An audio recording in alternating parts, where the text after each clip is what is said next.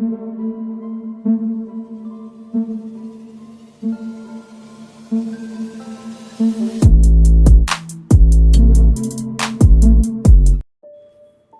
दोस्तों, scary story official में आप सबका स्वागत है। आज की कहानी की तरफ बढ़ने से पहले चैनल को सब्सक्राइब कर लीजिए और अगर कहानी अच्छी लगती है तो प्लीज़ लाइक एंड कमेंट करना मत भूलिएगा। आज की कहानी है दिव्या की। दिव्या अपने शहर में रह के बहुत अच्छी पढ़ाई कर रही थी और पढ़ने में इतनी ज़्यादा इंटेलिजेंट थी, होशियार थी कि हर क्लास में उसके परसेंटेज बहुत अच्छे आते थे, जिस वजह से जब उसने यहाँ पर इंटर पास किया उसके बाद इसे स्कॉलरशिप मिलती है और बाहर की पढ़ाई के लिए स्कॉलरशिप मिली थी। तो ये खुशी उसके लिए बहुत बड़ी थी और उसके घर वाले भी बहुत खुश थे कि चलो फाइनली कुछ तो हासिल हुआ इससे। अब बाहर जाएगी, अच्छे से पढ़ेगी तो देश का नाम भी रोशन करेगी और हो सकता है कुछ बड़ी ही बन के निकले। यही सोच करके दिव्या भी कुछ ज़्यादा ही एक्साइटेड थी, उसकी फ्रेंड्स भी थी और सभी खुश थे कि चलो अच्छा है दिव्या बाहर जा रही है। तो फाइनली वो दिन आता है, दिव्या अपनी पैकिंग करती है और निकल जाती है इंडिया से बाहर। इंडिया से बाहर जाती है तो जिस देश में गई थी वो, वहाँ का नाम नहीं ले सकते हम, लेकिन वो बहुत अच्छा देश है और वहाँ के लोग भी बहुत अच्छे हैं। तो फाइनली वहाँ पर हॉस्टल तो मिला नहीं था दिव्या को, तो ये बहुत दुख की बात थी उसके लिए। लेकिन हाँ, एक दो लोग उसके जान पहचान के वहाँ पे थे जिन्होंने एक फ्लैट अलॉट करवा दिया था दिव्या को, जिसमें एक रूम में 2 लड़कियाँ या 3 लड़कियाँ रह सकते थे। तो वैसे ही दिव्या को अर्जेंट में एक फ़्लैट मिलता है। उस फ्लैट में 2 लड़कियां पहले से रह रही थी, वो भी इंडियंस थी। तो ये बात दिव्या को बहुत अच्छी लगी। दिव्या सोचती है चलो अच्छा है, प्रदेश में अगर अपने देश का कोई मिल जाता है तो वो तो और भी बेटर है।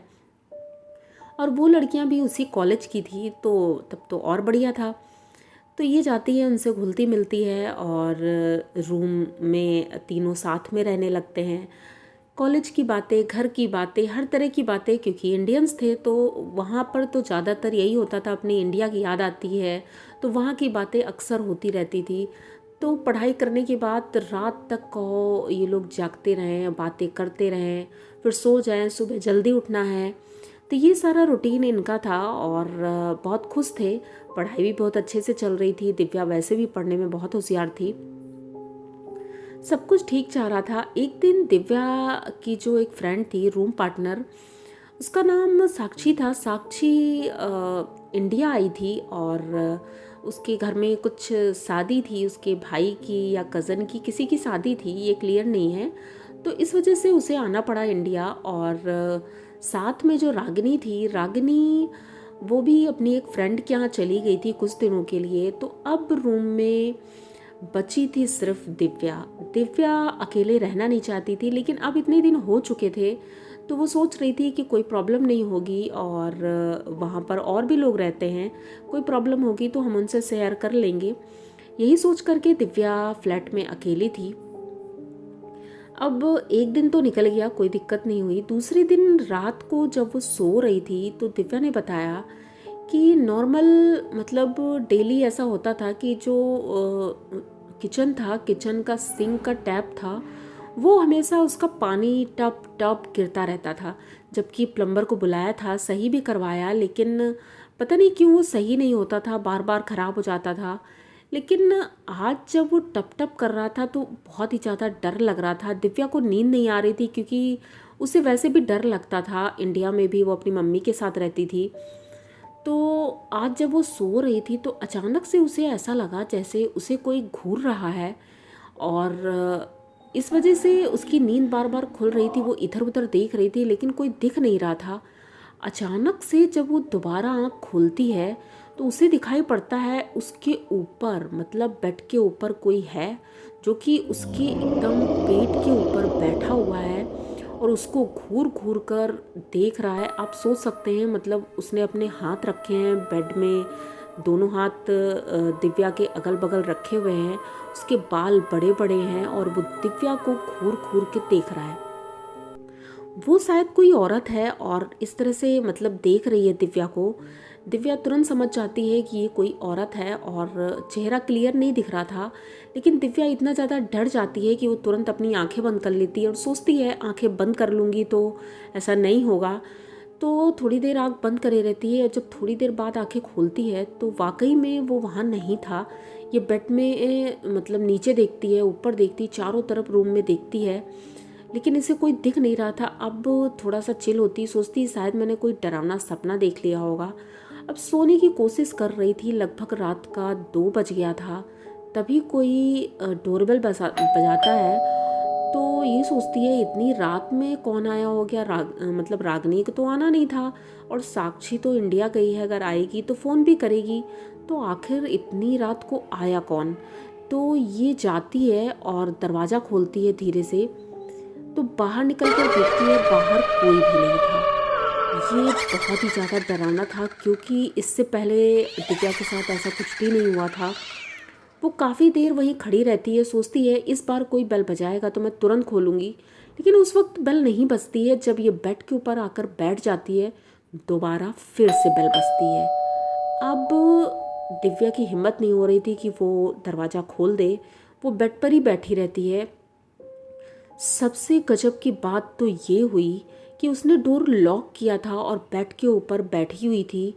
अचानक से दरवाज़ा खुलता है अपने आप और एक हवा जैसा, मतलब हवा जैसी बड़ी ठंडी सी अंदर आती है। दिव्या ये देख कर के इतना ज़्यादा डर जाती है क्योंकि डोर उसने लॉक किया था और दरवाज़ा खुलते ही वो जो हवा आई थी वो बहुत ही ज़्यादा क्रीपी थी, जिसे दिव्या बर्दाश्त नहीं कर पाती है और वहीं पर बेहोश हो जाती है। दरवाज़ा बंद था, ये दिव्या को पता नहीं था क्योंकि वो उठ के गई ही नहीं थी बंद करने। उसने खुला हुआ देखा था, लेकिन सुबह जब उसे होश आता है तो वो देखती है दरवाज़ा बंद है। अगर वो दरवाज़ा खुला उसने देखा था और उसने बंद नहीं किया है तो वो कोई ख़राब दरवाज़ा तो है नहीं, कि मतलब जैसे जो दरवाजे ख़राब हो जाते हैं, ढीले हो जाते हैं तो हो सकता है अपने आप बंद हो जाएं। तो ये दरवाज़ा वैसा नहीं था कि अपने आप बंद हो जाए, तो फिर दरवाज़ा लॉक किसने किया? ये बहुत बड़ा क्वेश्चन था दिव्या के लिए। अब दिव्या डर तो रही थी, वो तुरंत से रेडी होती है और अपने रूम से बाहर निकलती है, कॉलेज जाती है। कॉलेज में ये एकदम चुप चुप थी, परेशान थी। उसने रागिनी को फ़ोन किया और रागिनी को बोला कि ऐसा है तुम आज ही आ जाओ क्योंकि मुझे बहुत ज़रूरी बात करनी है तुमसे।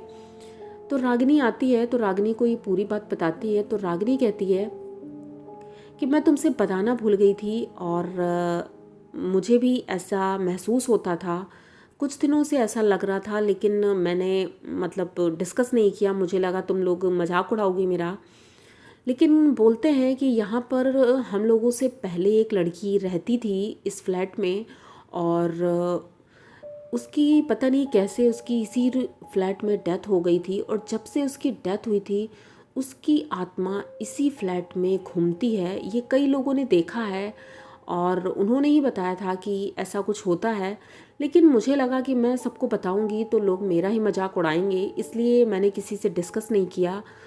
तो अब दिव्या तो इतना ज़्यादा डर चुकी थी तो उसने रागिनी से बोला ऐसा करते हैं हम लोग ये फ्लैट छोड़ देंगे, क्योंकि दिव्या ने अपनी मम्मी को भी बताया था तो उनकी मम्मी ने भी यही बोला कि अगर पैसे दे भी चुकी हो तो कोई दिक्कत नहीं है, तुम फ्लैट छोड़ दो, पैसे की टेंशन मत लो और दूसरा कोई फ्लैट ले लो, क्योंकि इस तरह डर के साए में रह के पढ़ाई भी नहीं हो पाएगी। तो रागिनी भी मान जाती है और दोनों लोग एक दूसरा फ्लैट देखते हैं, उसमें शिफ्ट हो जाते हैं। साक्षी को भी ये लोग फ़ोन करके बता देते हैं तो साक्षी भी ओके करती है और तीनों लोग फिर एक नए फ्लैट में शिफ्ट हो जाते हैं और वहाँ पर ऐसा कुछ भी नहीं था। लेकिन दिव्या वो बात बताते हुए आज भी डर जाती है और बहुत ज़्यादा डरती है। उसका ये एक्सपीरियंस पहली बार था और उसके बाद अभी तक ऐसा कोई एक्सपीरियंस हुआ नहीं है उसे। तो दिव्या की ये कहानी आपको कैसी लगी? अगर अच्छी लगी हो तो प्लीज़ चैनल को सब्सक्राइब करिए, लाइक कमेंट करिए और शेयर करिए। मिलते हैं फिर किसी नई कहानी में, तब तक के लिए डरते